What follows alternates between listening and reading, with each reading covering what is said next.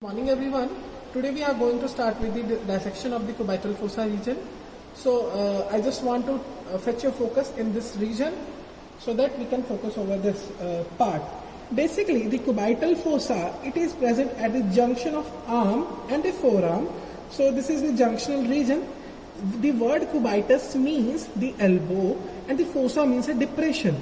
So it is the depression which is present in anterior aspect of the elbow in between the arm and the forearm. So this is the cubital fossa region. Basically it is a triangular kind of region. We are going to discuss it in further time.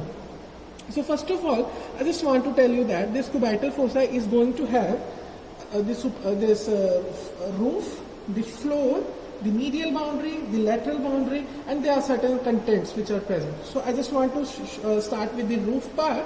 So the roof is formed by the skin. So this is the skin. When we are roof is formed by the skin, superficial fascia and the deep fascia. When we are going to reflect out the skin, we are going to find out the superficial fascia. So this was just the superficial fascia. Here we have just cleared it out. So just below the skin you can see this is the superficial fascia. So inside the superficial fascia, as you can see that there are certain superficial veins which are present here. So there is the two system of the veins which are just lying over here. So this is the cephalic vein which is lying laterally, and this is the basilic vein which is lying medially. So this is the medial, this is the lateral, okay. And in between them there is a junction or the junctional kind of interconnection in the form of the median cubital vein. Now this median cubital vein is very much important structure. Both it is having a significant clinical significance. As you all know that this is the common site for the intravenous infusion or the blood transfusion. Okay, so at that time we use this site, as this is a very superficial vein, we use it as a common site of the venae puncture, okay, to perform IV infusion or the blood transfusion. Now after that, in more deep to the this superficial fascia, we are going to have the deep fascia. As you can see, this is just a papery like covering. As you can see, this papery like covering over the muscular structure. So this is the deep fascia.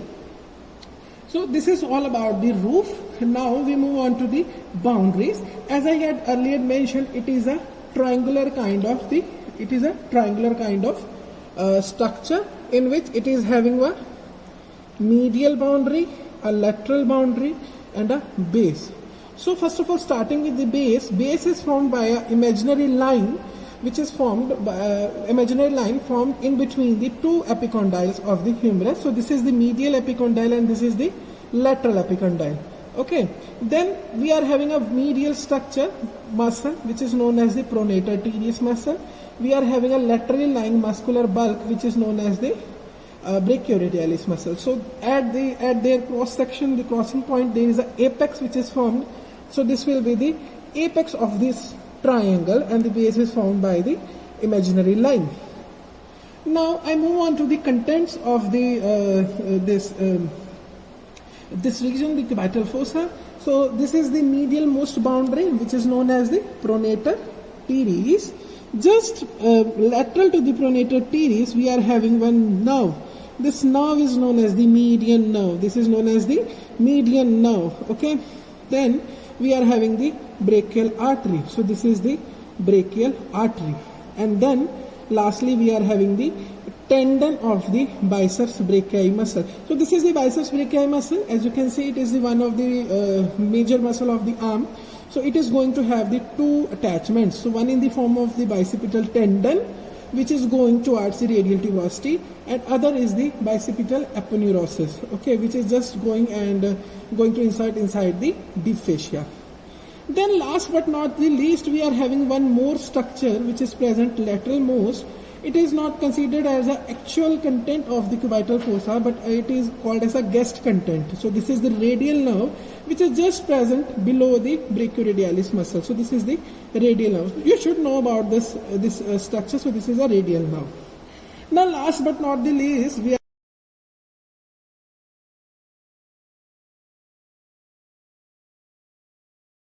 After the contents, we move on to the floor of the cubital fossa. As you can see, the floor is formed by the two muscles basically. So one is the brachialis muscle. As you can see, this is the biceps tendon.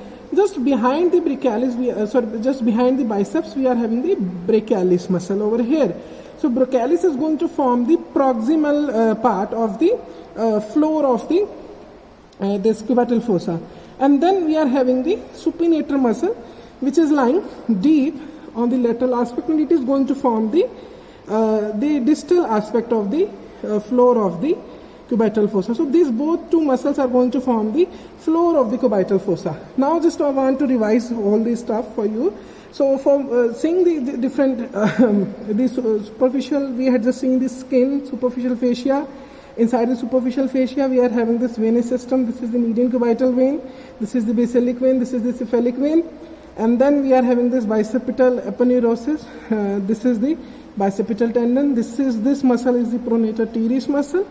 This is the brachioradialis muscle. They are both going to form the two boundaries, and the base is formed by the imaginary line passing in between the two condyles of the humerus bone.